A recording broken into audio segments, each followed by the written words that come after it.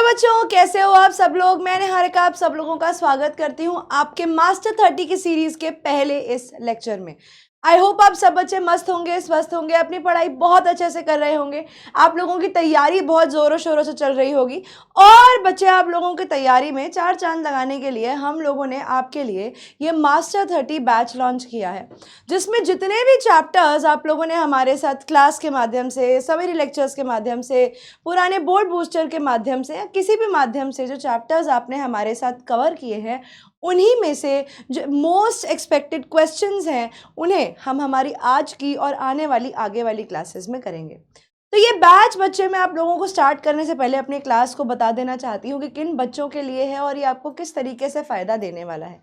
तो बच्चे, जो बैच है मास्टर 30, ये स्पेशली यूपी और बिहार बोर्ड के बच्चों के लिए लाया गया है, जिसके अंदर हम लोगों ने क्या करना है, जिसमें आपके जितने भी टॉपिक्स आएंगे बच्चे पेपर के अंदर, उन सब का एक चैप्टर का या 2-3 चैप्टर्स को मिलाकर उनका एक सेशन होगा। बिकॉज आपको पता है कि इंग्लिश में चैप्टर्स बहुत सारे हैं, तो इसीलिए हमने 3-3 या 4-4 चैप्टर्स को क्लब करके, उनको इकट्ठा करके जितने भी हमारे लेक्चर्स बनते हैं उसके हिसाब से हमने नंबर ऑफ लेक्चर्स बनाए हैं। तो प्रॉबेबली हर क्लास में 3 चैप्टर्स या 2 चैप्टर्स, एक पोम, इस तरीके से कराया जाएगा, ताकि 10-10 क्वेश्चंस आपको हर टॉपिक में से मिल जाएंगे, जिसमें आपके शॉर्ट क्वेश्चन आंसर्स, 2 नंबर वाले क्वेश्चन आंसर्स और लॉन्ग क्वेश्चंस, यानी जो 3 तरीके के क्वेश्चंस आते हैं वो सारे आपको क्लासेस में मिल जाएंगे। दूसरी चीज़ बचे, the second and the most important thing, ये क्वेश्चंस आप लोग प्रैक्टिस करेंगे। ये क्वेश्चन के आंसर आपके साथ डिस्कस करने से पहले मैं चाहती हूँ कि आप लोग अपने वीडियो को पॉज करें और खुद देखें या खुद सोचें कि जो क्वेश्चन आपकी स्क्रीन पर दिखाया जा रहा है उसका आंसर क्या हो सकता है। उससे आपको क्या हेल्प मिलेगी? उससे आपको ये हेल्प मिलेगी कि आप खुद सोच सकते हैं, समझ सकते हैं कि इस क्वेश्चन का ये आंसर है। तो आपकी रिविजन भी स्टार्ट हो जाएगी। आपने लेक्चर्स देख लिए, आपने समरीज देख ली, और अब फाइनली आप लोगों के लिए चैप्टर्स स्टार्ट कर दिए गए हैं। अब यहाँ पर जो भी बच्चे आज इस लेक्चर को देखने आए होंगे वो सब ये सोच रहे होंगे कि मैम यहाँ तो यूपी बोर्ड लिखा हुआ है। आपने अभी अभी बोला कि मैम यूपी और बिहार बोर्ड दोनों होंगे। आपने बोला कि मैम ये तो यूपी और बिहार बोर्ड के बच्चों के लिए हो रहा है, लेकिन यहाँ पर तो सिर्फ यूपी बोर्ड लिखा है। तो बच्चे, आप लोग एक चीज़ को समझना, क्योंकि यूपी और बिहार बोर्ड का सिलेबस बिल्कुल ही डिफरेंट है। तो हम लोग पहले यूपी बोर्ड को कवर करने वाले हैं। कुछ हमारे 10 लेक्चर्स स्टार्टिंग के जो होंगे बच्चे, यानी वो हमारे होने वाले हैं कुछ 10 लेक्चर्स फॉर यूपी बोर्ड। ठीक है, ये पहले हम लोग यूपी बोर्ड को कवर करेंगे। यूपी बोर्ड को कवर करने के बाद जो हमारे अगले लेक्चर्स आएंगे वो सारे के सारे बच्चे बिहार बोर्ड के लिए होंगे। ठीक है, तो शुरुआत हम लोग कर रहे हैं यूपी बोर्ड से, क्योंकि बिहार बोर्ड का सिलेबस बिल्कुल डिफरेंट है यूपी बोर्ड से। इसीलिए हम लोग पहले ख़त्म करेंगे हमारे यूपी बोर्ड को, और उसके बाद हम लोग चलेंगे हमारे बिहार बोर्ड की तरफ। ठीक है, आई होप यहाँ तक ये बात सबको क्लियर होगी। तो बच्चे, मैं क्या कराती हूँ, मैं कराती हूँ आप लोगों को इंग्लिश। बहुत सारे बच्चे ऐसे होंगे जो मुझे नहीं जानते हैं, तो भैया मैं अपनी इंट्रोडक्शन दे देती हूँ। मैं हूँ निहारिका एंड मैं आप लोगों की इंग्लिश लेने वाली हूँ इस मास्टर 30 बैच में। आज के टॉपिक्स जो हम लोग कवर करेंगे बच्चों, वो होने वाला है a letter to God, Nelson Mandela, a long walk to freedom और डस्ट ऑफ स्नो। तो इनमें से ये सारे चैप्टर्स में से बच्चे 10-10 सवाल हमने उठाए हैं, और 10-10 सवाल वो उठाए हैं जो एक्सट्रैक्ट बेस्ड क्वेश्चंस आते हैं। तो मेरी क्लासेस में बहुत सारे बच्चों ने जो आरबीएससी के हैं, यानी राजस्थान स्टेट बोर्ड के हैं, उन्होंने बोला था कि मैम एक्सट्रैक्ट बेस्ड क्वेश्चंस भी कराओ। तो जो भी बच्चे हैं, भले वो यूपी बोर्ड के हों, वो बिहार बोर्ड के, बिहार तो नहीं, यूपी बोर्ड के हों, आप सीबीएसई के हैं, आप एमपी के हैं, आप छत्तीसगढ़ के हैं, अगर ये चैप्टर्स आपके लिए आ रहे हैं तो बच्चे मार्क माई वर्ड्स, ये क्लास आपके लिए बहुत बहुत बहुत ज़रूरी है। तो क्लास को ध्यान से सुनेंगे और जो मैं कराऊंगी उसे ध्यान से समझेंगे। मैं आंसर्स अपनी स्पीड में कराती जाऊंगी, आप लोग लेकिन अपने लेक्चर को पॉज करेंगे फॉर 30 to 40 सेकेंड्स। बीच में जब क्वेश्चन आपकी स्क्रीन पर आएगा आप उसको पढ़ेंगे, उसका आंसर सोचेंगे, और उसके बाद अपना आंसर डिसाइड करने के बाद अपने क्लास को कंटिन्यू करेंगे, ताकि आपको पता लगता रहे कि आपने कितना स्कोर किया है। तो आइए बच्चों, स्टार्ट करते हैं। हमने आज क्या टॉपिक्स कवर करने हैं भाई? तो हमने आज जो टॉपिक्स कवर करने हैं वो आपको बता दिए गए हैं। हमने स्टार्ट करना है पहले लेटर टू गॉड से। लेटर टू गॉड के बाद हम लोग करेंगे नेल्सन मंडेला, और सबसे लास्ट में हम लोग करेंगे डस्ट ऑफ स्नो। तो यहाँ पर आता है बच्चे आप लोगों का सबसे पहला सवाल आप लोगों की स्क्रीन पर, जो कि है एक रेफरेंस बेस्ड क्वेश्चन। क्या कहते हैं ऐसे क्वेश्चंस को? हम लोग कहते हैं रेफरेंस टू कॉन्टेक्स्ट। ऐसे क्वेश्चंस को बच्चे रेफरेंस टू कॉन्टेक्स्ट या शॉर्ट फॉर्म में आरटीसी बोला जाता है। आरटीसी क्वेश्चंस कौन से होते हैं बच्चे? आरटीसी क्वेश्चंस वो होते हैं जिसमें आपको पेपर में एक पैराग्राफ दे दिया जाता है आपके चैप्टर के बीच में से, और उसी के ऊपर आपको कुछ क्वेश्चंस पुट अप किए जाते हैं जिनका आंसर आपको देना होता है। तो यहाँ पर है बच्चे आप लोगों का पहला पैराग्राफ, जिसमें वो लिखते हैं it is really getting bad now.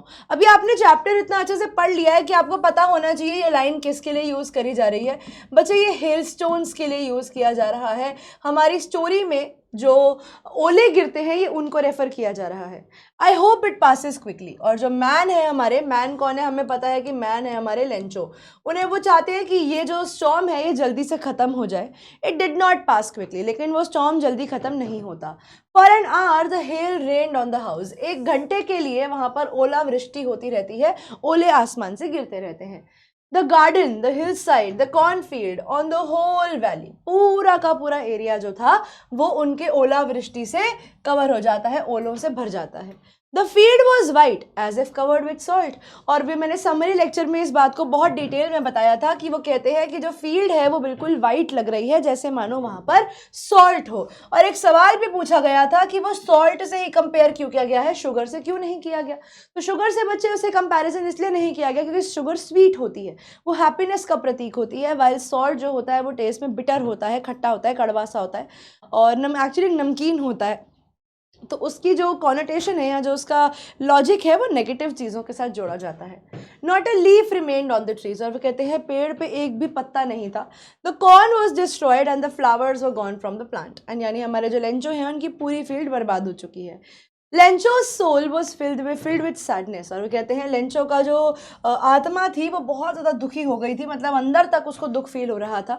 जब स्टॉर्म चला गया तो वो अपनी फील्ड के बीच में खड़े होकर बोलते हैं एक प्लेग ऑफ लोकस्ट, यानी एक टिड्डी दल का जो ग्रुप है, कौन, टिड्डी दल का जो ग्रुप है, वो कहते हैं टिड्डी दल शायद ज़्यादा छोड़ जाता, लेकिन यहाँ पर ये जो हमारे यहाँ पर ओलावृष्टि हुई है इसने कुछ भी नहीं छोड़ा। The hail has left nothing, this year we will have no corn. और वो कहते हैं इस साल हमारे पास कोई भी फसल नहीं होगी, इस साल हमारे पास कॉर्न नहीं होगा।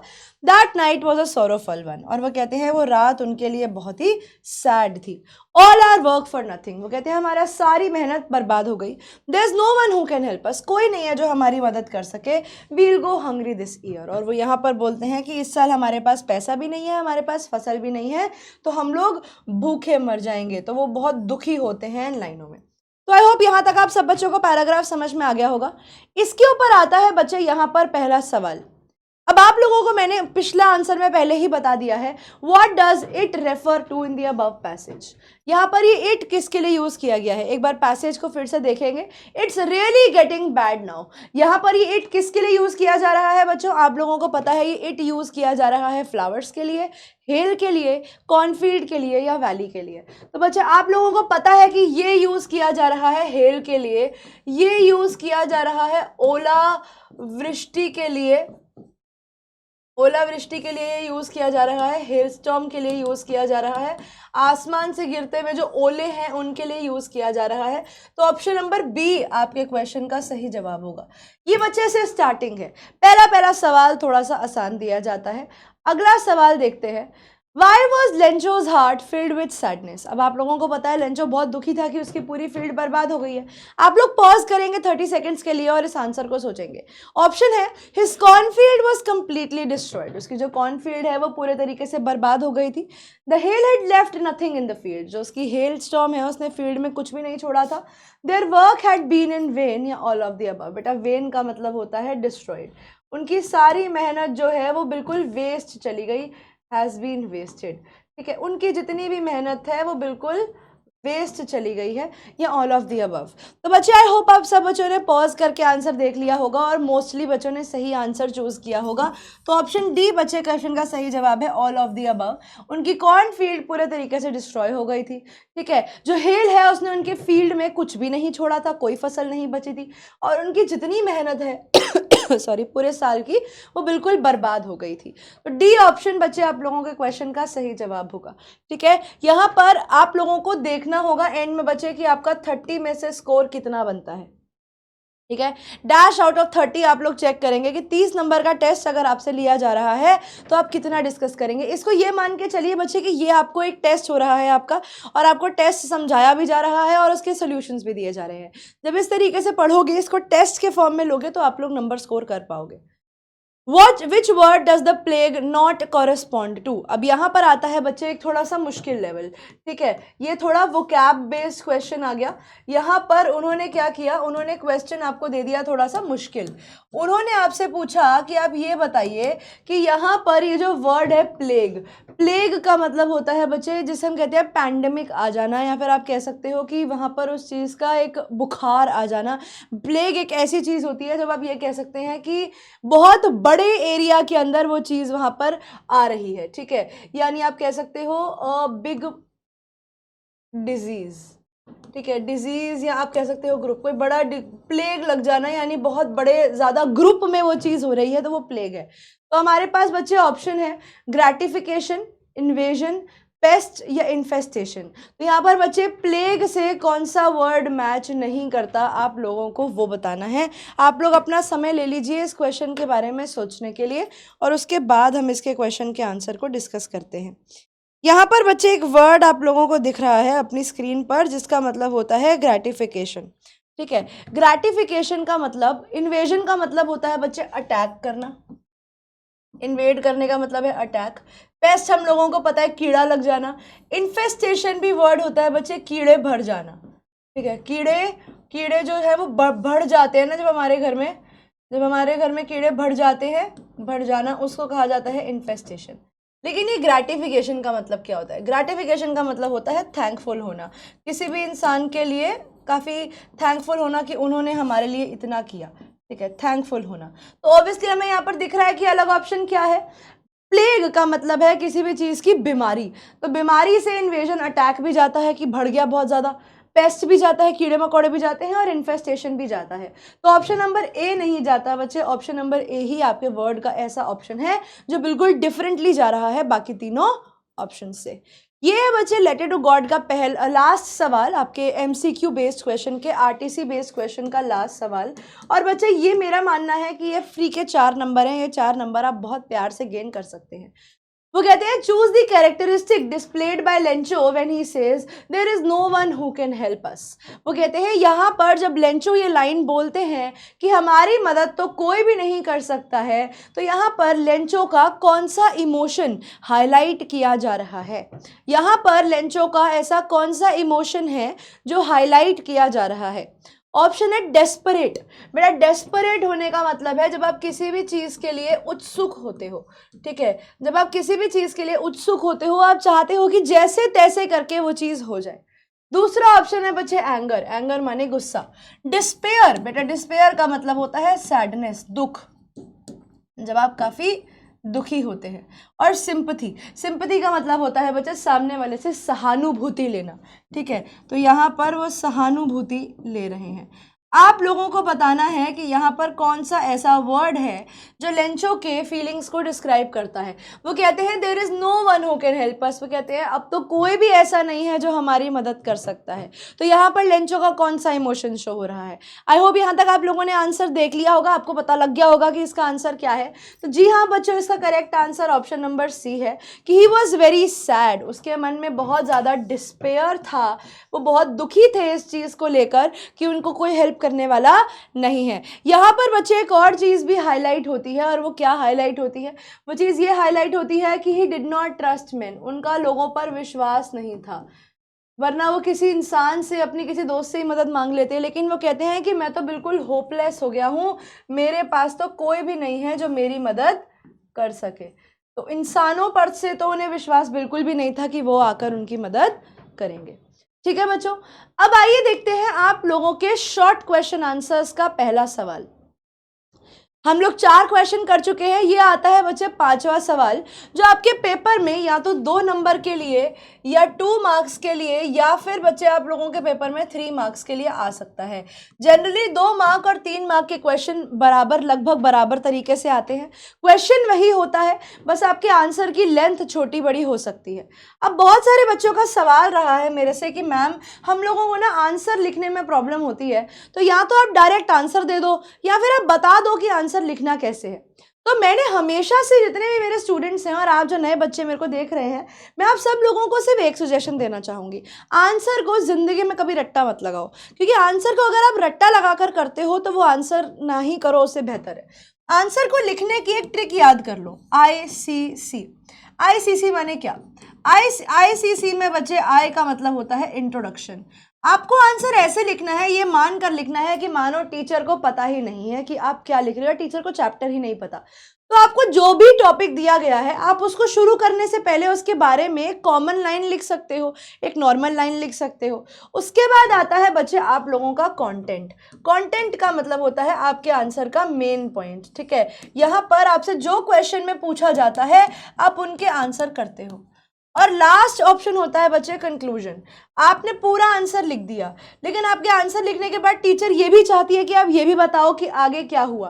तो एक लाइन के अंदर आप या तो स्टोरी का आफ्टर स्टोरी बता सकते हो, after what happened later, what happened, उसके बाद आगे क्या होता है, या फिर आप चाहो तो अपना व्यू पॉइंट भी दे सकते हो, ओन व्यू पॉइंट। या आपको लगता है कि नहीं आपको अपना खुद का पॉइंट बताना है, तो उस आंसर में आप अपना खुद का पॉइंट भी बता सकते हो। आप लोग 1 मिनट लीजिए, इस आंसर को पढ़िए, फिर मैं इस आंसर को समझाती हूँ कि ये क्वेश्चन आपसे क्या मांग रहा है और आपको कैसे पहचानना है क्वेश्चन में क्या लिखना है।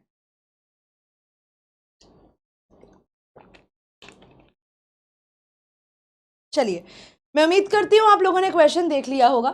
क्वेश्चन है वेयर डिड लेंचो लिव। तो सीधा सीधा सवाल पूछा जा रहा है कि लेंचो कहाँ रहता है, और बोर्ड में ये सवाल बहुत ज़्यादा पूछा जाता है, बहुत फेमस, बहुत प्यारा सवाल है ये, और बहुत ही पसंदीदा सवाल है, मैं कहती हूँ बोर्ड का। तो यहाँ पर बात किसकी हो रही है? बात हो रही है लेंचो की। तो यहाँ पर देखा जाए बच्चे, तो आंसर हमें 2 नंबर के हिसाब से टू द पॉइंट दिया हुआ है। अगर मुझे इस आंसर में इंट्रोडक्शन देना होगा तो मैं कैसे लिख सकती हूँ? मैं ऐसे भी तो लिख सकती हूँ, Lencho was a poor farmer. Lencho कौन था?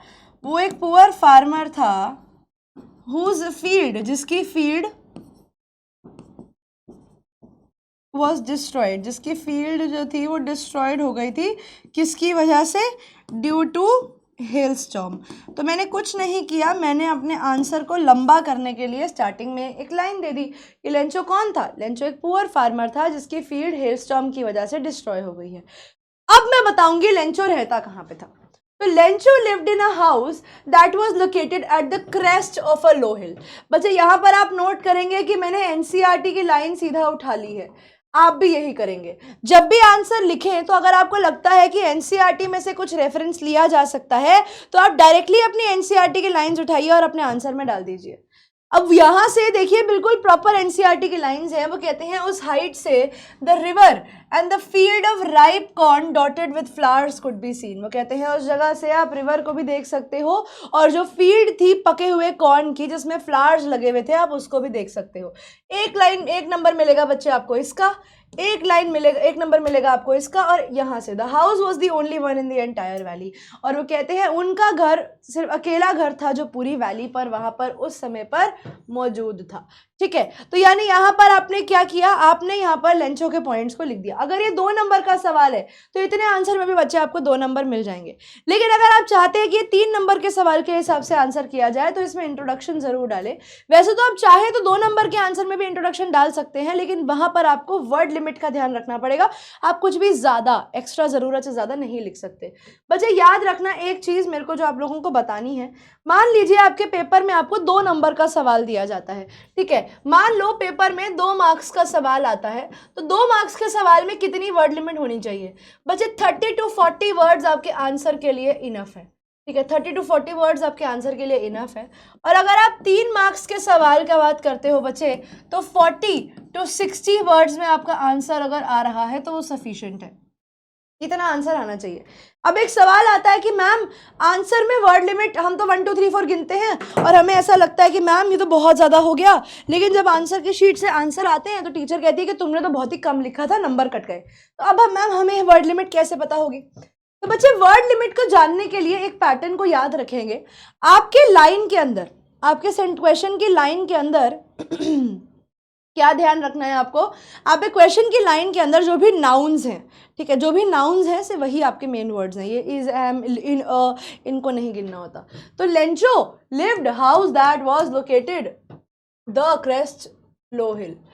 1 2 3 4 5 6 7 8 9 10 वर्ड्स हैं। 3 लाइनें, 1 2 3 लाइनें यानी 30 वर्ड्स।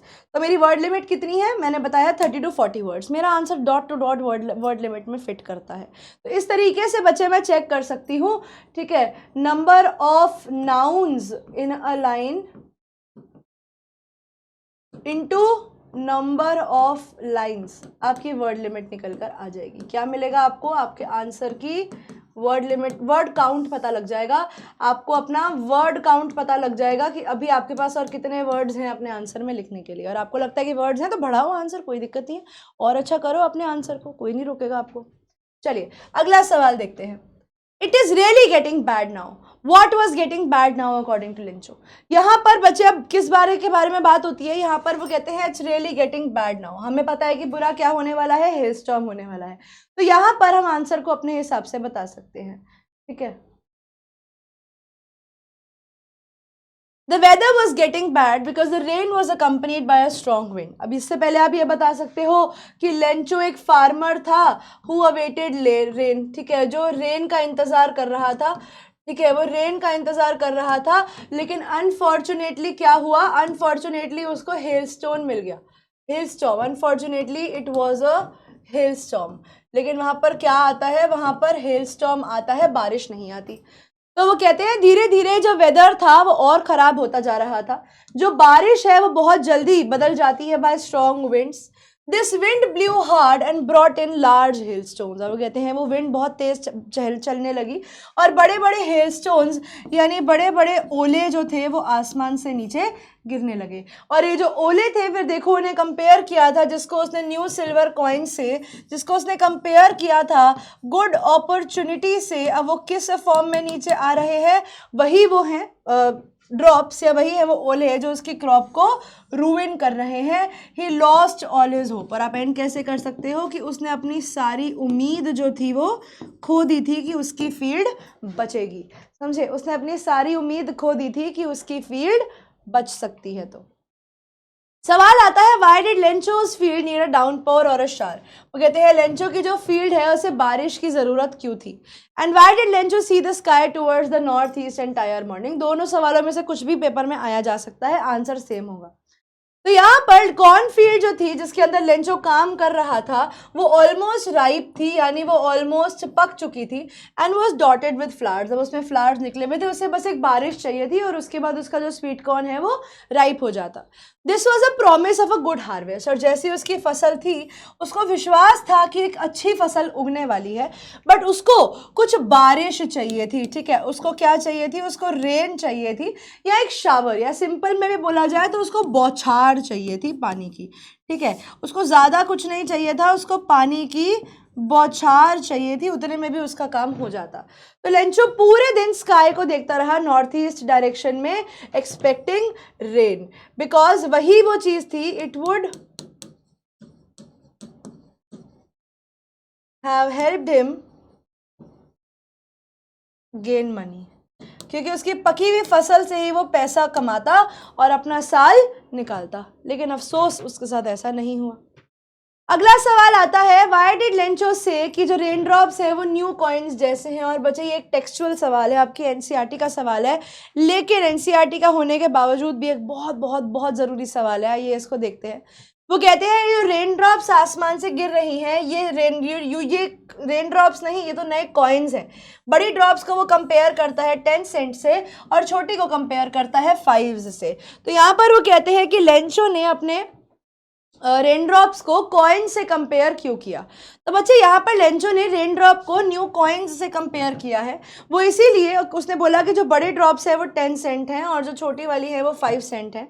ऐसा क्यों? बिकॉज वो रेन ड्रॉप्स पहली बात तो राउंड है, जैसे पानी की बूंद होती है वैसे वो गोल है, shining and precious like coins, और वो भी जब आसमान से गिरती हैं तो चमक के साथ गिरती हैं, बिल्कुल वैसे जैसे वो अशरफियाँ हो, कॉइन्स हो। वैसे ही कॉइन्स क्या है? कॉइन्स उसकी इनकम है और वो बारिश ही उसकी इनकम का जरिया है। तो अपनी इनकम को बारिश से कंपेयर करते हुए वो कहता है जो रेन ड्रॉप्स आसमान से गिर रही हैं ये क्या है? ये रेन ड्रॉप्स नहीं, ये कॉइन्स हैं। They were expected to bring him the wealth of a good harvest of a corn, जो उसको काफ़ी अच्छा हार्वेस्ट प्रॉमिस कर रहे थे कि उसके फील्ड में अच्छा खासा कॉर्न जो है वो उगाया जा सकता है। एक सवाल आता है, who was Lencho and why did he write a letter to God? ठीक है, वो कहते हैं लेंचो कौन था और उसने भगवान को लेटर क्यों लिखा। और यहाँ से बच्चे जो क्वेश्चन है ना वो 5 मार्कर्स शुरू हो जाते हैं। यहाँ से जो क्वेश्चन आप लोग देखेंगे वो 5 मार्कर्स देखेंगे। आप लॉन्ग क्वेश्चंस देखेंगे, यहाँ से आप देखेंगे कि 2 क्वेश्चंस हमारे पास लॉन्ग है, जिसमें हम लोग क्या पढ़ने वाले हैं, जिसमें हम लोग देखने वाले हैं कि लेंचो कौन था और लेंचो की ज़िंदगी में क्या होता है। अब यहाँ पर बच्चे ये ऊपर वाली लाइन जो है उसे हाईलाइट किया गया है आप लोगों को बताने के लिए या आप लोगों को दिखाने के लिए, समझाने के लिए कि लेंको के बारे में या लेंचो के बारे में आप क्या क्या चीज़ें लिख सकते हैं। तो लेंचो एक सिंपल, सीधा, बहुत सीधा साधारण सा आदमी था। अ गॉड फियरिंग फार्मर, एक ऐसा फार्मर जो भगवान से डरता था या मतलब कभी भी कुछ गलत नहीं करता था, किसी के साथ गलत करने से डरता था। Who was an ox of a man, जो कि बहुत ज़्यादा हार्ड वर्किंग था, मेहनत करने में कभी पीछे नहीं हटता था। He worked very hard in his fields, और वो अपनी फील्ड में बहुत मेहनत करता था और अपने काम को करके बहुत ही खुश रहता था। ठीक है, और हैप्पी, वो हमेशा खुश था अपने काम को करके। He was committed to his family, वो अपनी फैमिली की तरफ बिल्कुल कमिटेड था। ठीक है, उसने पूरी शिद्दत के साथ वो अपनी फैमिली का परवाह करता था। जितनी उसे अपनी फील्ड से प्यार था उतना उसे अपनी फैमिली से भी प्यार था, वरना वो गॉड को लेटर नहीं लिखता, उसकी फैमिली परेशानी में आ जाती, इसीलिए उसने भगवान को लेटर लिखा। He worked hard to provide them and rejoiced in fulfilling his responsibilities. वो कहते हैं उसने बहुत मेहनत करी उनके लिए काम करने में और वो बहुत खुश होता था जब वो अपनी रिस्पॉन्सिबिलिटीज़ को पूरा करता था। उसका जो मोड ऑफ लाइवलीहुड था वो किस पर डिपेंडेंट था? वो बारिश पर डिपेंडेंट था। ठीक है, वो नेचर पर डिपेंडेंट था। भगवान अगर उसको बारिश देंगे तो उसकी फील्ड अच्छे से उग पाएगी, वरना उसकी फील्ड में जो फसल है वो ठीक से नहीं उग पाएगी। बिकॉज हमारी कंट्री में आज भी ऐसे बहुत सारे फार्मर्स हैं जो बारिश के ऊपर डिपेंड करते हैं अपनी फसल के लिए, which unfortunately once turned into unfavorable। और वो कहते हैं एक बार ऐसे ही दुर्घटनावश ये जो environment है, ये जो nature है, इसने इसका फ़ायदा करने के बजाय लेंचो का नुकसान कर दिया। A hailstorm completely devastated his crops। तो वो कहते हैं एक बार एक hailstorm आता है जिसने उसकी पूरी फसल को पूरे तरीके से बर्बाद करके रख दिया। However, he had unshakable faith in the generosity of God। लेकिन उसके साथ इतना बुरा होने के बाद भी unshakable, जिसको हिलाया ना जा सके, हिलाया नहीं जा सके, तो उसका भगवान में इतना विश्वास था कि उसने भगवान की अच्छाई को ध्यान में रखते हुए भगवान को लेटर लिख दिया। ठीक है, उसने भगवान की अच्छाई को दिमाग में रखते हुए भगवान को लेटर लिख दिया कि हे भगवान, हे प्रभु, मेरी मदद करो। So he wrote a letter to God explaining कि उसकी क्रॉप जो है वो फेल हो गई है और इसके बाद उसको स्टारवेशन से मरना पड़ेगा, यानी उसको भुखमरी से मरना पड़ सकता है, उसकी फैमिली भुखमरी से मर जाएगी। तो कृपया करके कुछ कीजिए, वरना इस साल उनकी फसल बर्बाद हो जाएगी। ठीक है, तो लेंचो ने यहाँ पर अपनी परेशानी को जताते हुए, अपनी परेशानी को दिखाते हुए बोला कि प्लीज़ भगवान कुछ कीजिए, वरना मेरी फील्ड बर्बाद हो जाएगी। तो उसने भगवान को बोला कि आप मेरे को 100 पेसोस भिजवा दीजिए ताकि मैं अपनी फील्ड को वापस से सो कर सकूं और तब तक जी सकूं जब तक क्रॉप रेडी नहीं होती। He has a child like confidence in भगवान, जैसे छोटे बच्चे को होता है ना एकदम निस्वार्थ भाव से विश्वास भगवान में, दैट प्रॉम्प्टेड हिम, हम कह सकते हैं जिसने उसको फोर्स किया या एक उसको अलाउ किया उसके दिमाग में कि तुम भगवान को लेटर लिख दो, और वो भगवान की तरफ निकल पड़ा कि आप मेरी ही मदद कर सकते हो, you are the almighty, आप ही वो भगवान हो जो मेरे को इस परेशानी से बाहर निकालेंगे। ठीक है, तो उन्होंने बोला कि भैया आप मेरा कष्ट हरो, मेरा दुख हरो और मेरे को बचा लो। एक और आता है बच्चे क्वेश्चन इसके ऊपर जो बहुत ज़रूरी है कि ऐसा क्या हुआ कि पोस्ट मास्टर ने डिसाइड किया कि वो लेंचो के लेटर का रिप्लाई करेंगे। बच्चे अगर आपको ये समझ में नहीं आता कि आपको क्वेश्चन का आंसर में क्या लिखना है तो आप सिंपली समरी लिख कर आ सकते हैं। अगर आपको फिर भी लगता है कि मैम नहीं समझ में आ रहा कि आंसर में वो क्या मांग रहे हैं, पहले तो कीवर्ड ढूंढने की कोशिश करो। अब यहाँ पर वर्ड दिया गया, हमें प्रॉम्प्टेड का मतलब नहीं पता, लेकिन मुझे स्टोरी में पता है पोस्ट मास्टर कौन है। मुझे पता है कि उसने रिस्पॉन्ड किया था यानी रिप्लाई किया था लेंचो के लेटर को, और यहाँ पर है व्हाट, तो इसका मतलब है ऐसा क्या हुआ उसके साथ कि उसने लेंचो के लेटर को रिप्लाई करने की डिसाइड करी। तो यहाँ पर उन्होंने स्टार्ट तो भाई आईसीसी का पैटर्न ही अपनाया है, हर आंसर आईसीसी से बनाओ। तो वो कहते हैं वन डे जो पोस्ट ऑफिस एम्प्लॉयज़ हैं वो एक स्ट्रेंज लेटर लेकर आते हैं अपने पोस्ट मास्टर के पास।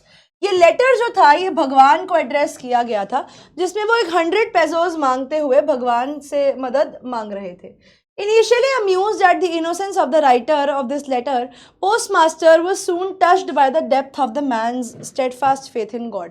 जो postmaster था वो बहुत प्रभावित हो गया था,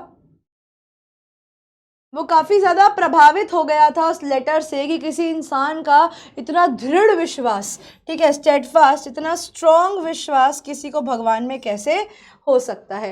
ही did not want his faith to be shaken at any cost. And यहाँ पर जो हमारे पोस्ट मास्टर हैं उनको लगा कि नहीं, मैं इस इंसान के जो फेथ है भगवान में उसको किसी भी हाल में ख़त्म नहीं होने दूंगा। तो वो एक काइंड हार्टेड मैन थे जिन्होंने डिसाइड किया कि वो लेंचो की मदद करेंगे। And the writer of the letter that God existed and helped those who believed in God. और उसने वो लेटर लिखा, उसका रिप्लाई किया ताकि वो जो लेंचो है वो इस चीज़ में विश्वास करे कि भगवान है एंड भगवान ने ही उसकी मदद करी है। ठीक है, तो पोस्ट मास्टर की अच्छाई, his generosity, his goodness, his kindness, ये उसकी हम कह सकते हैं बिलीव इन गॉड या believe in doing good for the people, यही वो इमोशंस हैं जिसने हमारे पोस्ट मास्टर को लेंचो की मदद करने में सहायता की। या वही वो ख्याल थे जो उसके दिमाग में आए जिसकी वजह से उनको लगा कि अगर किसी इंसान का भगवान में इतना दृढ़ विश्वास है तो उसके विश्वास के साथ घात नहीं होना चाहिए, उसे ख़राब नहीं करना चाहिए। ठीक है बच्चों, यहाँ पर आई होप ये 10 क्वेश्चंस में से आप लोगों के कितने क्वेश्चंस ठीक हैं, आप लोग प्रैक्टिस के लिए यूज़ कर सकते हैं, आंसर्स खुद लिख सकते हैं, उसके बाद इन क्वेश्चंस में से चेक कर सकते हैं। आप चाहें तो इनका पेपर के लिए लर्न कर सकते हैं, बट मैं लर्निंग को एंडोर्स नहीं करती, मैं चाहती हूँ कि आप लोग अपने आंसर्स खुद बनाएं। चलिए अब शुरू करते हैं Nelson Mandela long walk to freedom को। तो यहाँ पर बच्चे हमारे पास वापस से एक आरटीसी है और इस आरटीसी के आधार पर ही हमारे पास कुछ सवाल है। तो यहाँ पर वो कहते हैं we were outlaws not so long ago have today been given the rare privilege to be the host of nations if the world on our own soil। अब वो कहते हैं हम लोग जो आउटलॉज थे, आउटलॉज का मतलब बच्चे आप कह सकते हो इग्नोर्ड कम्युनिटी से, जिनको इग्नोर करा हुआ था, जिनको हमें हमेशा बाहर रखा हुआ था, हर चीज़ से हमें कोई डिसीजन मेकिंग में इंक्लूड नहीं किया जाता था। आज हमें वो प्रिविलेज मिलती है, आज हमें वो सौभाग्य मिलता है कि हम हमारे देश की ज़मीन पर दुनिया भर के सारे लोगों को इनवाइट कर पाएँ अपनी खुद की मिट्टी पर।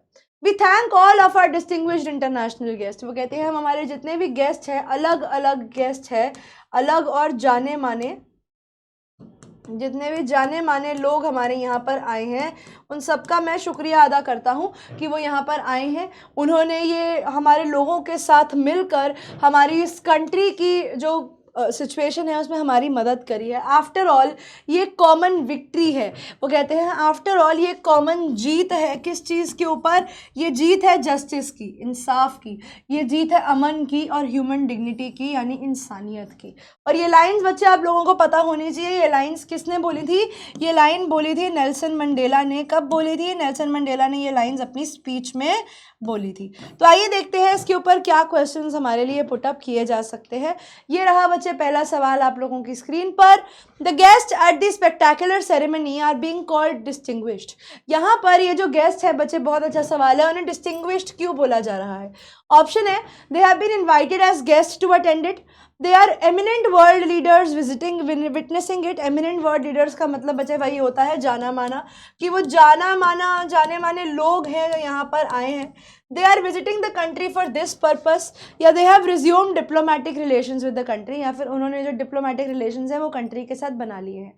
तो बच्चे इस क्वेश्चन का आंसर बहुत सीधा सीधा है। उन्हें डिस्टिंग्विश्ड इसीलिए बोला गया है क्योंकि वो बहुत जाने माने लोग हैं जो यहाँ पर आए हैं देखने के लिए कि ये सेरेमनी किस तरीके से होती है, और अफ्रीका की तरफ अपना सपोर्ट दिखाने के लिए वो लोग सब यहाँ पर इकट्ठा हुए हैं। अगला सवाल, it is a victory of human dignity. ठीक है, वो कहते हैं ये इंसान को इंसान जब समझा जाता है, उसकी डिग्निटी, उसकी इज्जत बनाकर रखी जाती है, तो वो कहते हैं ऐसा ऑप्शन पिक कीजिए जो ह्यूमन डिग्निटी को इंक्लूड करता है। बच्चे देखो, इक्वालिटी बराबरता, लिबर्टी यानी फ्रीडम, इनडिसेंसी का मतलब होता है गलत तरीका, गलत तरीका, तो ये ऑप्शन तो बच्चे नहीं हो सकता। लिबर्टी, इनडिसेंसी, इनडिसेंसी जहां आ रहा है उसको काट देंगे।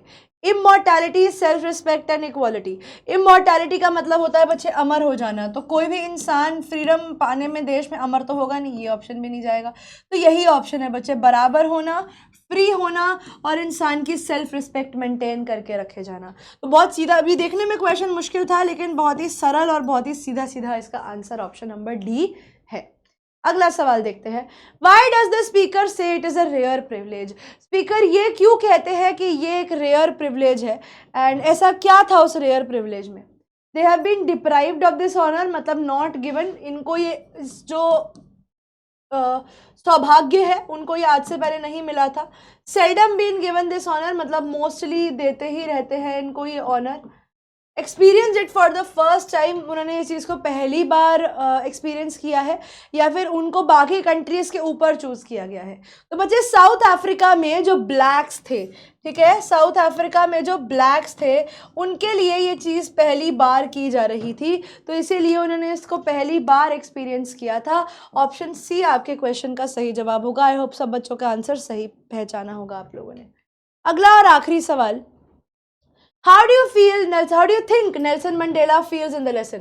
आपको क्या लगता है कि पूरी स्टोरी में नेल्सन मंडेला के क्या ख्याल होंगे?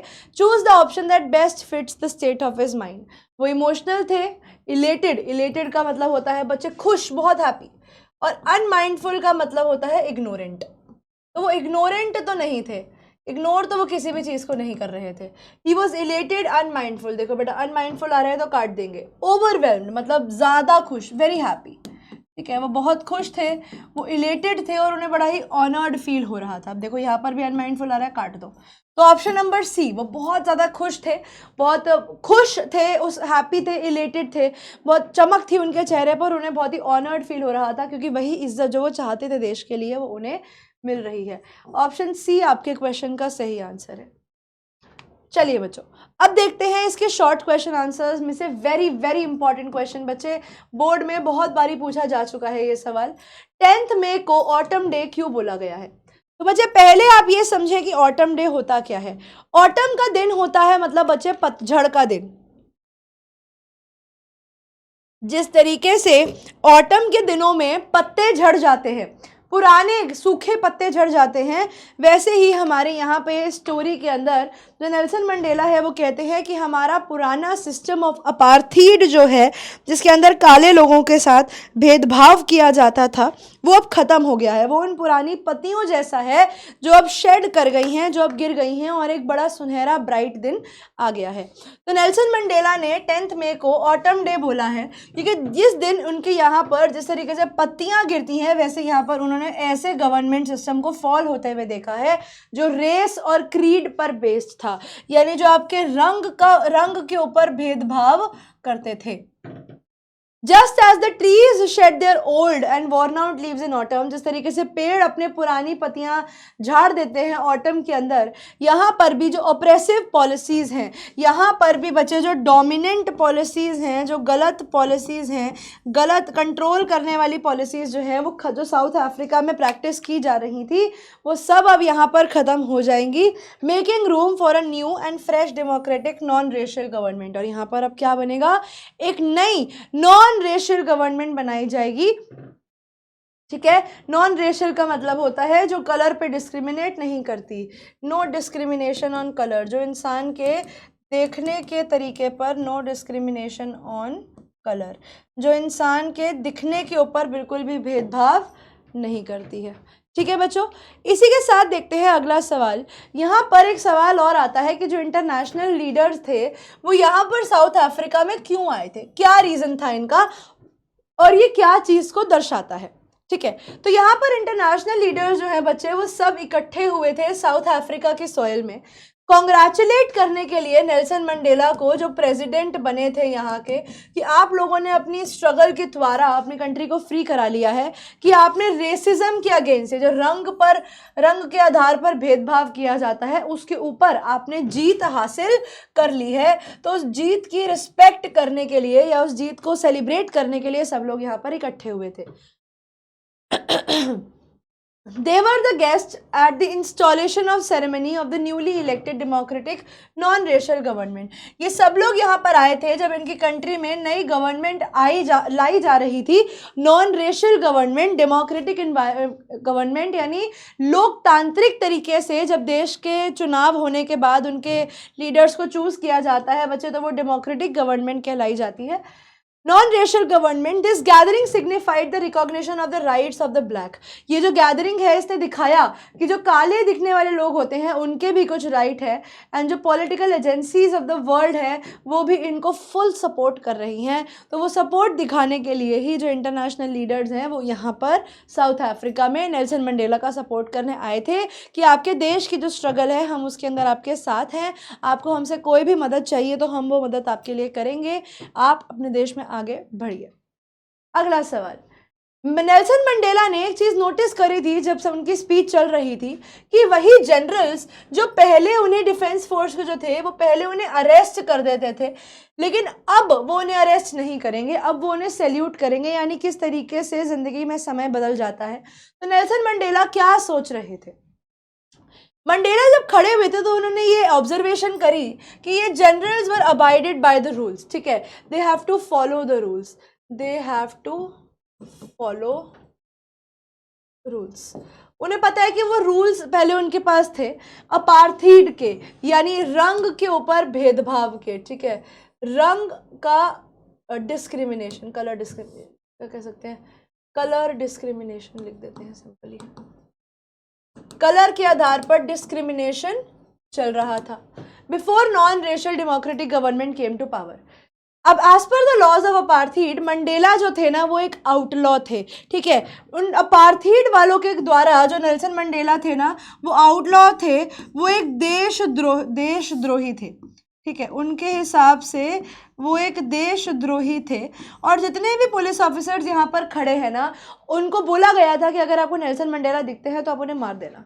ठीक है, नेल्सन मंडेला का हाल खराब करना है, उन्हें छोड़ना नहीं है। तो वो उन्हें एक देशद्रोही माना गया था जो रेसिस्ट और डिस्क्रिमिनेटरी रूल्स के अगेंस्ट लड़ रहे थे। तो वो कहते हैं अगर पहले के समय की ये बात होती और ये जनरल्स के सामने मैं खड़ा होता तो ये इस तरीके से मुझे सैल्यूट नहीं करते, ये मेरे को अरेस्ट करके ले जाते। तो नेल्सन मंडेला यहाँ पर अपना पहले का टाइम याद कर रहे थे। और ये बहुत ज़रूरी क्वेश्चन है बच्चे, इसके पेपर में आने के चांसेस होते हैं। बहुत बहुत बहुत ज़रूरी क्वेश्चन बच्चे कि ये जो दो अलग अलग नेशनल एंथम्स वहाँ पर गाए गए थे, जिसमें कोसी सिकलेल ई अफ्रीका और दूसरे का नाम था दी स्टेम, ये क्या रिप्रेजेंट करते हैं? ये दो नेशनल एंथम्स जो हैं ये इनॉग्रेशन डे पे क्यों गाए गए थे? तो बच्चे देखो यहाँ पर अपार्थीड के बाद क्या हुआ था, कुछ वाइट्स जो थे ना, कुछ गोरे जो थे, उनको रियलाइज़ हुआ कि ब्लैक्स के साथ गलत हुआ है। तो हम लोग साउथ अफ्रीका छोड़ के नहीं जाना चाहते, हम लोग भी यहाँ पर रहेंगे और हम मिल बांट के भाईचारे के साथ यहाँ पर रहेंगे।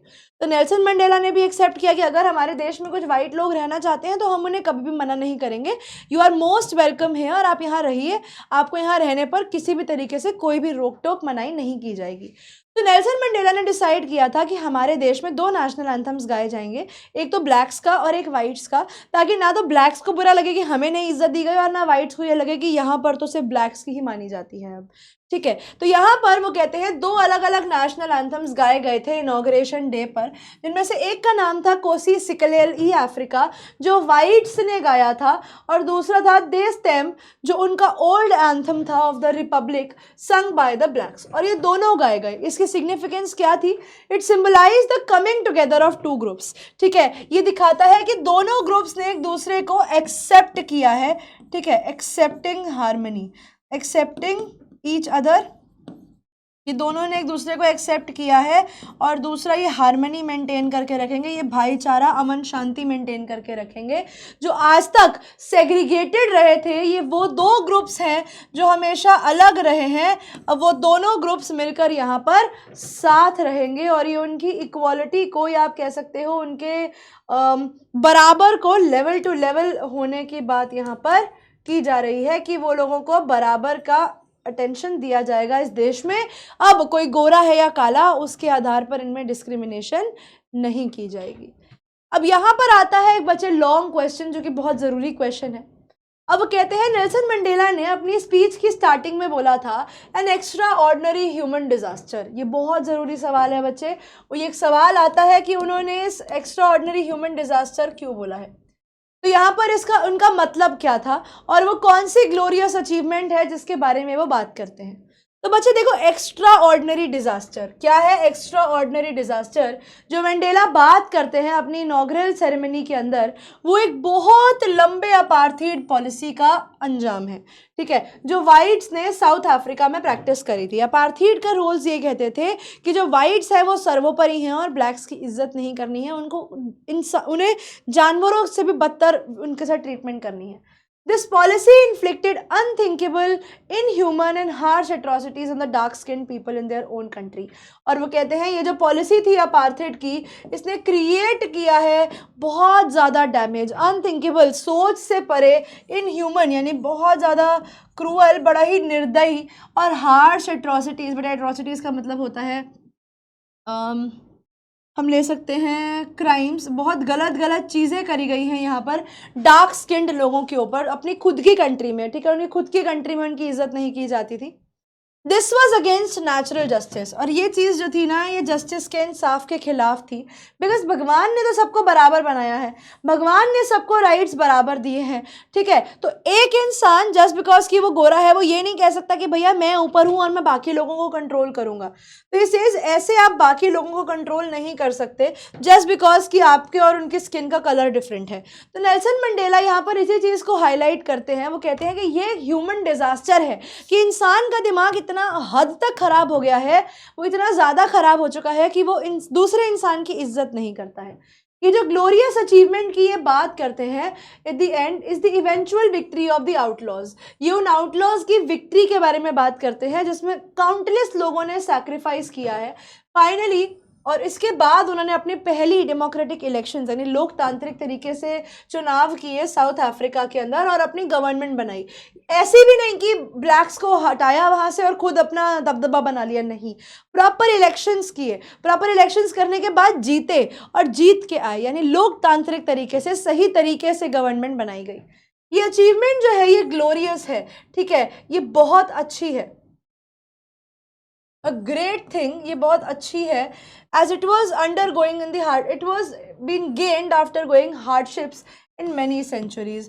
वो कहते हैं बहुत सालों से ये प्रॉब्लम चलती आ रही थी और बहुत सारी परेशानियों को झेल कर, बहुत सारी चीज़ों से हट कर उन्होंने इस फ्रीडम को अपने लिए अचीव किया है। ठीक है, अब आइए देखते हैं बच्चों इस क्वेश्चन को। नेल्सन मंडेला के चैप्टर में से एक और सवाल है हमारे पास।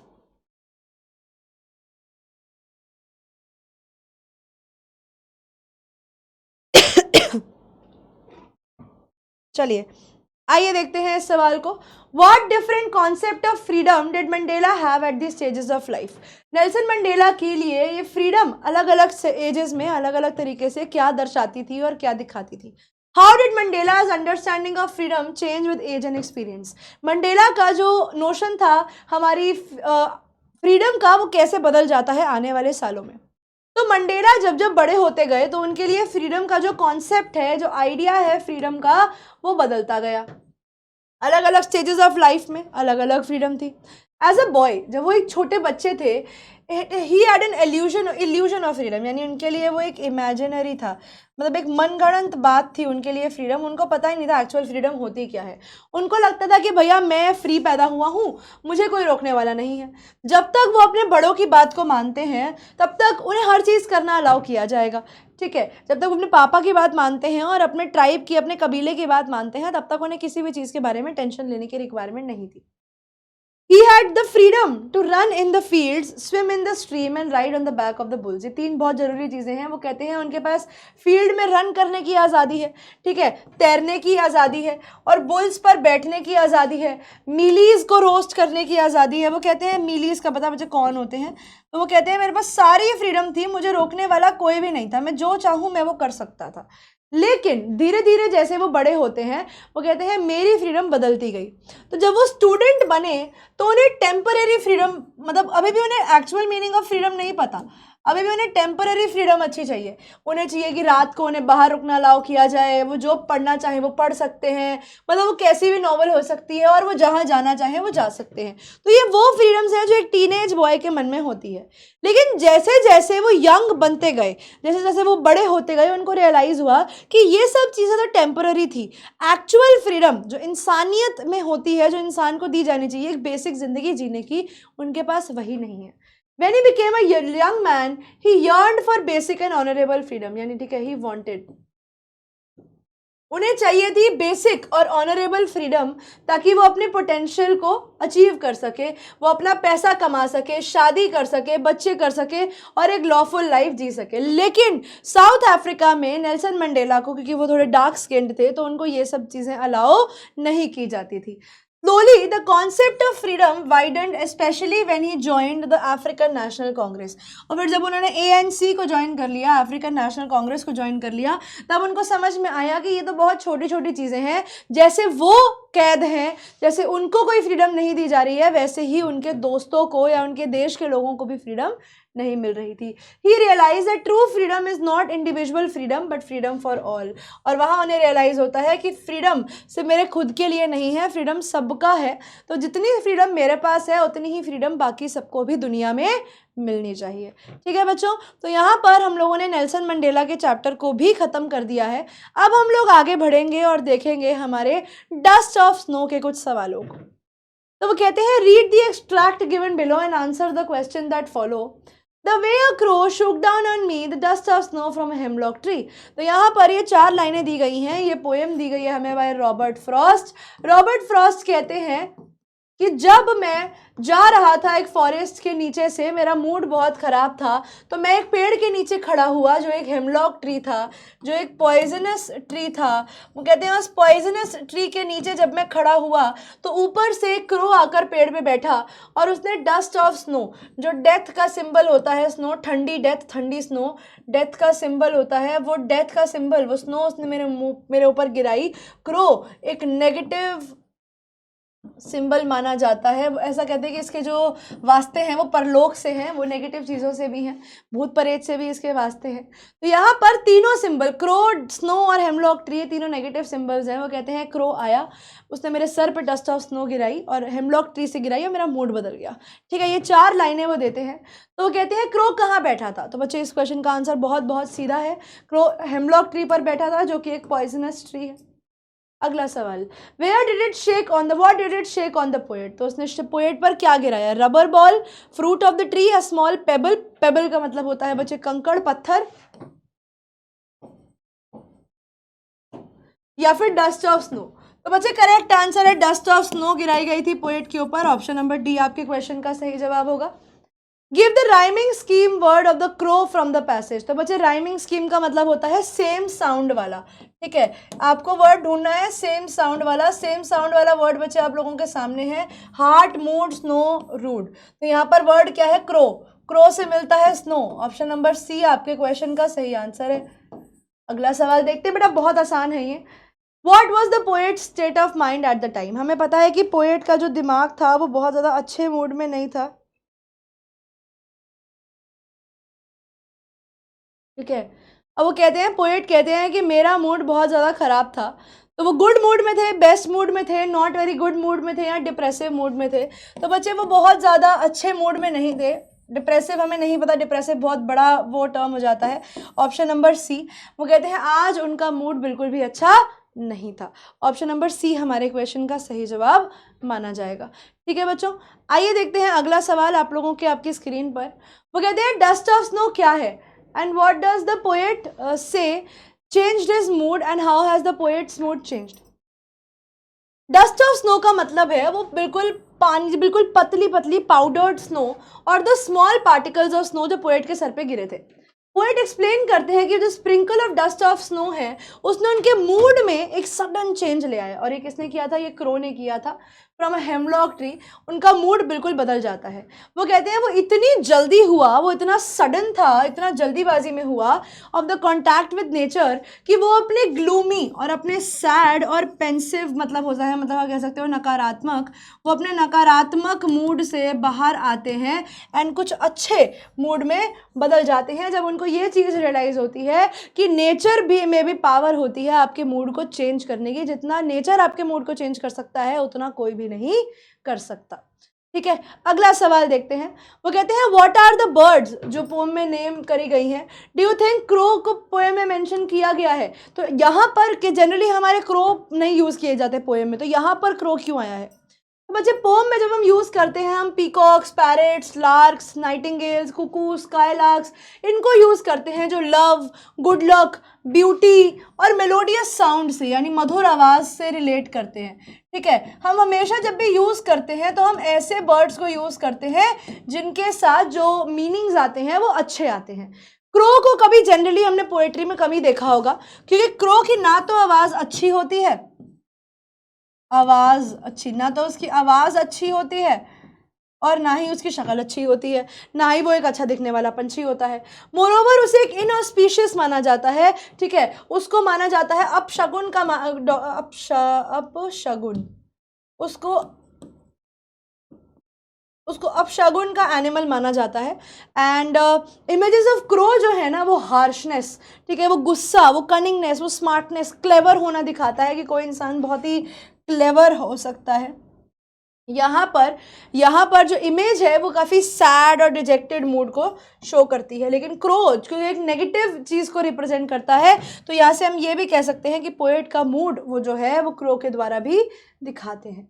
ठीक है बच्चों, आई होप यहाँ तक आप लोगों को बात समझ में आई होगी। अब हमारे पास बच रहे हैं 4 क्वेश्चन जी, तो चलिए देखते हैं बच्चों अगला सवाल। अब वो कहते हैं हेमलॉक ट्री क्या है और पोएट ने एक और ब्यूटीफुल ट्री को क्यों नहीं चूज़ किया। वापस से सेम सवाल, जैसे क्रो नहीं चूज़ किया, जैसे क्रो चूज़ किया अच्छा एनिमल क्यों नहीं चूज़ किया, वैसे ही हेमलॉक ट्री क्यों चूज़ किया, बाकी और क्यों नहीं। तो हेमलॉक ट्री बच्चे एक पॉइजनस ट्री है जिसके वाइट फ्लावर्स होते हैं। तो पोएट ने जान के यहाँ पर beautiful trees like maple, oak और पाइन नहीं लिया क्योंकि वो अपना खराब मूड दिखाना चाहते थे, अपना डिप्रेस्ड माइंड दिखाना चाहते थे उस ट्री के द्वारा। बट द सेम ट्री एक इंस्ट्रूमेंट बन जाता है उनके मूड के चेंज का, बिकॉज पोएट को ये रियलाइज होता है कि भगवान ने दुनिया में अच्छी चीज़ें भी दी हैं। It is not always compulsory कि आप हेमलॉक ट्री के नीचे खड़े हो तो आपका मूड खराब ही होगा। जस्ट बिकॉज वो ट्री पॉइजनस है दैट डज नॉट मीन कि वो आपका मूड बदल नहीं सकता। The poet wants to emphasize कि हर ऑब्जेक्ट जो है नेचर का, भले वो एक पॉइजनस ट्री क्यों ना हो, वो भी आपको खुशी दे सकता है। बिकॉज वो ट्री था जिसके नीचे पोएट खड़ा होता है और उन्हें रियलाइज होता है कि वाह यार, मतलब मेरा मूड नेचर भी ठीक कर सकता है। और जब वो नेचर की इस ब्यूटी को समझते हैं तो उनका मूड चेंज हो जाता है। वो कहते हैं what do crow and hemlock tree represent, Joy या सॉरो। तो what does dust of snow that the crow shakes of a hemlock tree stand for. तो यहाँ पर बच्चे क्रो जो एक लैकलस्टर बर्ड है, ठीक है, विदाउट शाइन, एक ऐसा बर्ड है जिसमें शाइन नाम की चीज़ ही नहीं है। एंड हेमलॉक ट्री जो एक पॉइजनस फ्लावर है, can not be associated with Joy, इसको आप जॉय से, खुशी से एसोसिएट नहीं कर सकते। हेंस तो ऑब्वियसली वो यहाँ पर फिर हैप्पीनेस का ऑपोजिट सॉरो दिखाता है, दुख दिखाता है। They represent sorrow laden mood, यानी वो दिखाते हैं यहाँ पर खराब मूड ऑफ द पोएट, कि पोएट का मूड बहुत ज़्यादा खराब है। स्नो जो है वो जिंदगी की हार्डशिप्स, मुश्किलों को दिखाता है और वो एक कैटालिटिक रोल, और यहाँ पर एक मेन रोल प्ले करता है, बिकॉज अगर बर्फ नहीं होती तो पोएट का मूड ही चेंज नहीं होता। Of lifting the mood of the poet, poet के मूड को चेंज करने के लिए ही यहाँ पर बर्फ का यूज किया गया है। And liberating his mind of tension, और उसके दिमाग में से टेंशन जो है वो खत्म कर रहा है, and depression. It became symbolic of the force of nature, और ये जो है ये फोर्स ऑफ नेचर के सिंबल्स बन जाते हैं। सिंबॉलिक का मतलब होता है बच्चे सिंबल्स बन जाना, ठीक है, सिंबल्स बन जाना। अब आइए देखते हैं इसके लॉन्ग क्वेश्चन। ये छोटी पोम है लेकिन ये एक इंसिडेंट को एक्सप्लेन करती है, बट बिल्कुल डायरेक्ट क्वेश्चन आता है समरी वाला।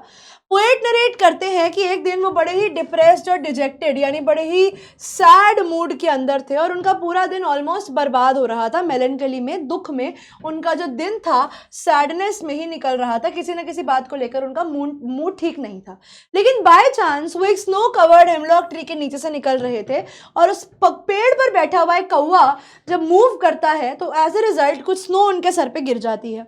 ये छोटे इंसिडेंट ने उनके मन में एक डीप इम्पैक्ट क्रिएट किया कि वाओ, नेचर भी मेरा मूड बदल सकता है। जो चीज़ों को हम नेगेटिव समझते हैं ज़रूरी नहीं है कि वो नेगेटिव हो। He was once transported from a depressed state of mind to the delight and happiness. वो बहुत जल्दी खराब मूड से अच्छे मूड में आ जाते हैं। उनका माइंड जो है it was relieved by the burden of मेलनकली, और उनके दिमाग में जो दुख था अचानक से मानो वो खत्म हो गया। द सीमिंगली इनसिग्निफिकेंट इवेंट, ये एक ऐसा इवेंट नॉट वेरी बिग, एक ऐसा इवेंट जो बहुत ज़्यादा बड़ा तो नहीं है लाइफ में, एक छोटा सा बर्फ़ ही तो गिरना था सर पर, लेकिन यहाँ पर उसने पोएट के मूड को चेंज करने में एक इफेक्टिव वे दिखाया that absolutely change the poet mind and mood, poets mood and state of mind. और ये जो बर्फ़ गिरना था इसने पोएट के माइंड को बिल्कुल चेंज करके रख दिया। दिस शोज कि small things can lead to big changes, कि छोटी छोटी चीज़ें बड़े बड़े बदलाव जिंदगी में ला सकती है।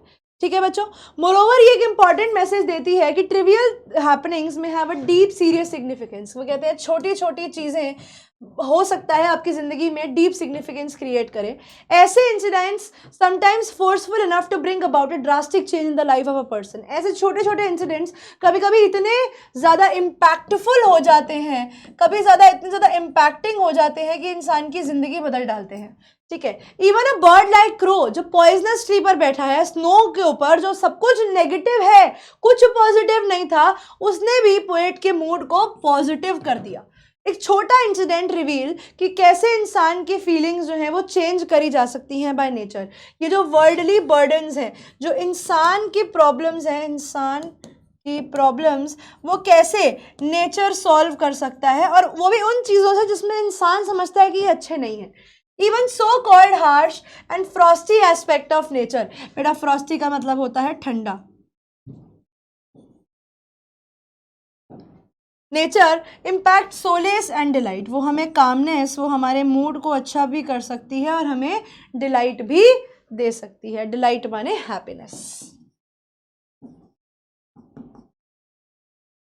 ठीक है बच्चों, तो आइए देखते हैं हमारी आज की मास्टर 30 सीरीज का आखिरी सवाल। How does the forest present nature in the Frost present nature in the pome. उन्होंने नेचर को कैसे दिखाया है पोम में। तो Robert Frost treatment of nature in the pome dust of snow is unconventional, वो नॉर्मल नहीं है, मतलब बहुत डिफरेंटली लिखा गया है। ऑल्दो कन्वेंशनल नेचर पोएट्स जो हैं वो बिल्कुल सीधा सीधा नेचर को अच्छा दिखाते हैं, लेकिन यहाँ पर उन्होंने नेचर को अच्छा ना दिखाकर उसे डिफरेंट दिखाया है। वो कहते हैं नेचर जो है वो रिलीफ प्रोवाइड करता है हमें दुख से, लेकिन वो यहाँ पर उसे ब्यूटीफुली रिप्रेजेंट नहीं करते कि ग्रीन ट्रीज और फ्लावर लेडन प्लांट्स, नहीं। ना तो वो sweet singing birds like cuckoo lark की बात करते हैं, वो रिप्रेजेंट करते हैं विंटर लैंडस्केप, सर्दियों का मौसम, एक हेमलॉक ट्री के साथ जो पॉइजनस है, जो स्नो से कवर्ड है, जो हार्डशिप्स दिखाता है, जिस पे क्रो बैठा है जो एक नेगेटिव सिंबल है। ये तीनों सिंबल जो है ये नेगेटिव चीज़ों को दिखाते हैं जो पोएट की मेंटल स्टेट पर फोकस करते हैं, लेकिन पोएट ने इन चीज़ों को यूज़ किया है अपने मन को दिखाने के लिए। पोएट जो काफ़ी डिप्रेस्ड और सैड हैं, वो कहते हैं कि वो एक स्नो लेडन ट्री के नीचे से जा रहे थे जहाँ पे क्रो आता है और वो क्रो उनके ऊपर आइस गिरा देता है, which is enough to lift his mood. वो एक सैड डिजेक्टेड मेंटल स्टेट से अच्छे मूड में बदल जाते हैं और उनका रिमेनिंग पार्ट ऑफ डे जो है वो अच्छा जाता है, बिकॉज ही रियलाइज कि नेचर मुझे खुश कर सकता है। Although hemlock tree and crow जो है वो ट्रेडिशनली अच्छे इमोशंस यानी आप कह सकते हो हैप्पी इमोशंस के साथ रिलेट नहीं करते, लेकिन फिर भी वो नेचर का एक पार्ट है जो हैप्पीनेस लाने में हेल्प कर दी है। चाहिए। यहाँ पर स्नो भी डिफिकल्ट टाइम्स और सफरिंग को दिखाता है, लेकिन यहाँ पर उस स्नो ने हमारे पोएट के मूड को चेंज कर दिया। तो हमारा नेचर जो है वो किसी भी कंडीशन में हो, नेगेटिव या पॉजिटिव, वो प्लेजर ही देता है। So is the bond between human and nature, कि ह्यूमन बींग्स जो हैं वो जब नेचर की लैप में आते हैं तो वो हमेशा ब्लेस्ड ही होंगे, यानी उन्हें हमेशा अच्छा ही फील होगा when they are in nature, अच्छा फील, और नेचर हमेशा ही उनके मूड को अच्छा करेगा। सो विद दिस बच्चे, we are at the end of today's class. I hope everybody has understood everything. ये 30 क्वेश्चंस हम लोगों ने करे हैं। अब मैं आप लोगों को मिलूंगी आपकी अगली क्लास में अगले 30 क्वेश्चंस के साथ। तब तक के लिए बच्चों पढ़ते रहिए, आगे बढ़ते रहिए। Goodbye, all the very best.